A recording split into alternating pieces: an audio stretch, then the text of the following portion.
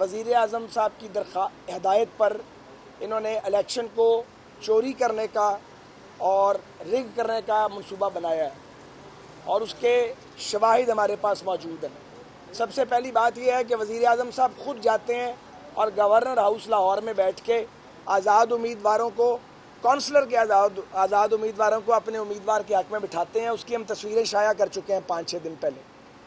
इसी तरह लाहौर में एसपी कैंट का आपने तबादला कर दिया, फिर हमने अब शोर मचाया है और कहा है ये कानून की खिलाफ वर्जी है, क्योंकि अगर यहाँ शोर नहीं मचाएंगे तो ये असल में एक प्रेशर टैक्ट है कि सरकारी अफसरों को खौफजदा करो ट्रांसफ़र और पोस्टिंग का थ्रेट दे के, ताकि वो इनके मर्ज़ी के नताइज दें।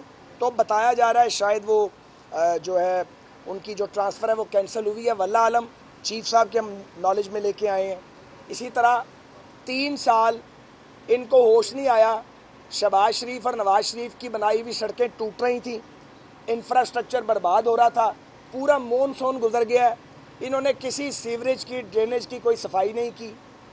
हर जो इंफ्रास्ट्रक्चर की जो चीज़ हमने बनाई है वो टूट फूट का शिकार है।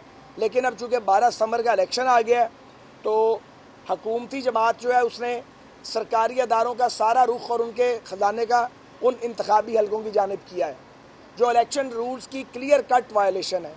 और ये जो नए पाकिस्तान के ठेकेदार हैं, इन्होंने कौमी अदारों को कहाँ मिस यूज़ नहीं किया ज़ाती मुफादात के लिए, और अब इन्होंने एकदम वहाँ पे ख़जाने के मुँह खोले हैं। 12 के बाद ये फिर भाग जाएंगे। तो हम सिर्फ ये चाहते हैं डेवलपमेंट होनी चाहिए, हुकूमत की जिम्मेदारी है, अपनी जिम्मेदारी पूरी करें, लेकिन वक्त पर जिम्मेदारी पूरी करें ना आप। और बहुत से काम ऐसे हैं जो आपने मुकम्मल नहीं किए, आप शुरू करें, लोगों को पास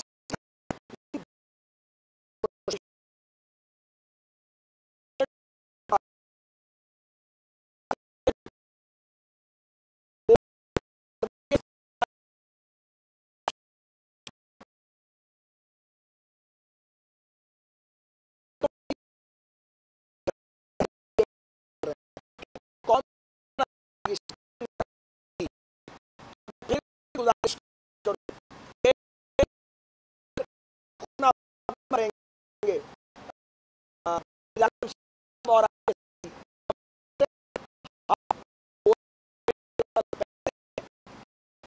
हमको दावा करते आपने खेल या से खेला, बिल्कुल चौकस है हमारे वोटर भी, सपोर्टर भी, और ये नहीं चाहते अनरेस्ट हो। ये कैंटोनमेंट एरियाज में इलेक्शन हो रहे हैं, वहाँ सिविल पॉपुलेशन बहुत ज़्यादा है। अगर ये मैंडेट को चोरी करने की हुकूमत कोशिश करेगी, ऑब्वियसली रद्द-ए-अमल आएगा। एक और आखिरी बात, फिर आसन इकबाल साहब बात करेंगे, मालिक साहब भी बात करेंगे, और भी कोई क्लिक। इनका प्लान है ये 48 घंटे पहले, 72 घंटे पहले हमारे एक्टिविस्ट जो हैं ये उनको उठाना चाहते हैं। लाहौर के CCPO को ये टास्क हमारी इतला के मुताबिक वज़ीर आला पंजाब ने बुला कर दिया है। इवन जो रिटर्निंग अफसरान हैं उनको बुलाया गया है और उनको बुला के भी कहा गया है कि आप हमारी मर्ज़ी के नताइज दें। तो ये नाकाबिल कबूल रविश है। हम इंशाल्लाह डट के खम ठोक के इनका मुकाबला करेंगे और इन वोट चोरों को, आधी वोट चोरों को इस बार हम नकब नहीं लगाने देंगे। मगर हमारा इलेक्शन कमीशन ऑफ पाकिस्तान से ये मुतालबा है और हमने अभी भी ये दरख्वास्त की है चीफ साहब को।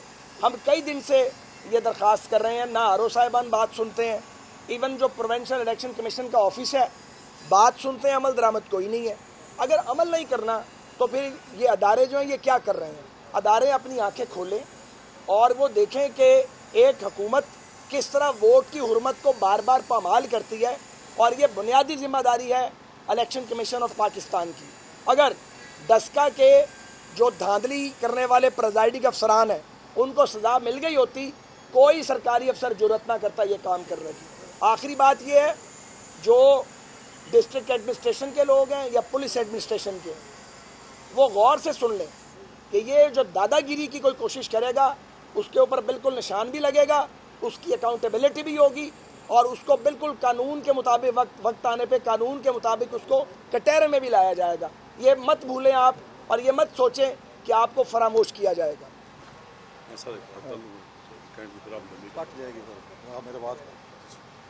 बिस्मिल्लाहिर्रहमानिर्रहीम।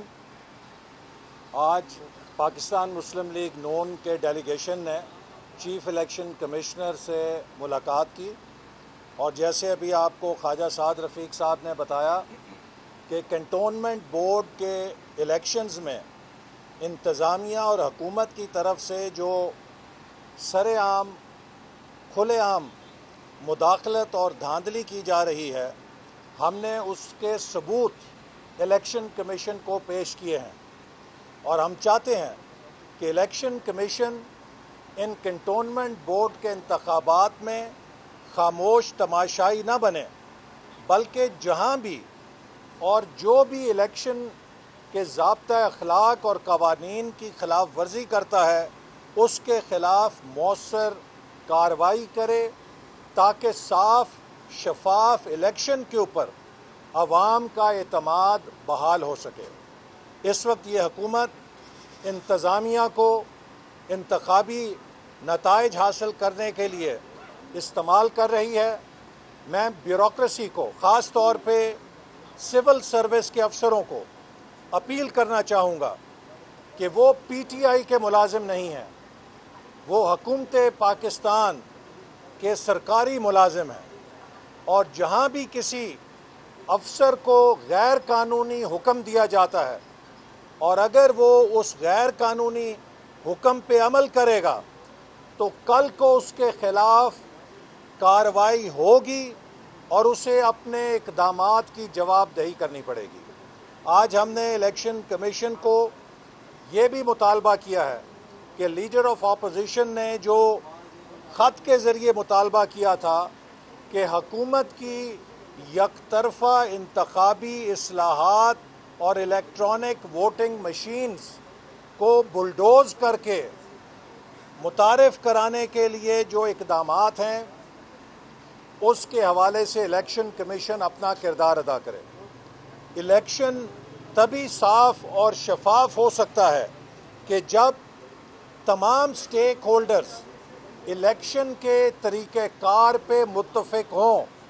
अगर हुकूमत की तरफ से कोई यकतरफा कार्रवाई या इक़दाम किया जाएगा तो उससे इलेक्शन वक्त से पहले ही मुतनाज़ हो जाएगा।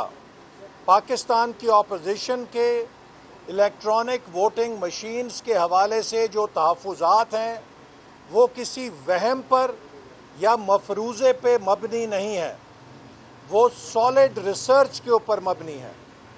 और अब तो सोशल मीडिया के ऊपर लोग ये भी कह रहे हैं कि जिस तरह प्लॉटों की कंप्यूटर बैलेट से नताइज निकलते हैं, ये इलेक्ट्रॉनिक वोटिंग मशीनें भी उसी तरह के नताइज देने के फार्मूले लेकर आएंगी। इलेक्शन के अंदर जो इलेक्ट्रॉनिक वोटिंग मशीन इस्तेमाल होती है, हर मशीन के अंदर एक चिप लगा होता है, तो इस बात की कौन ज़मानत फराहम करेगा कि हर मशीन में मुस्तनद चिप लगा है और किसी का चिप या सॉफ्टवेयर अपडेट नहीं किया गया।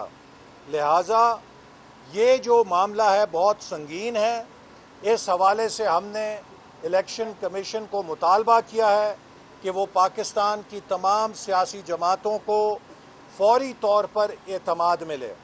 इसी तरह हमने चीफ इलेक्शन कमिश्नर से मुतालबा किया है कि 19 फरवरी को डस्का के इलेक्शन में डाका डाला गया, उसे चुराया गया। फरवरी का महीना चला गया और अब अगस्त का महीना भी चला गया, हम सितंबर में आ गए हैं। इतने महीने गुजरने के बावजूद उन लोगों के खिलाफ कोई कार्रवाई नहीं की गई। कौम को ये तो पता लग गया कि 19 फरवरी को चोरी की गई, लेकिन वो चोरी किसके हुक्म पर हुई,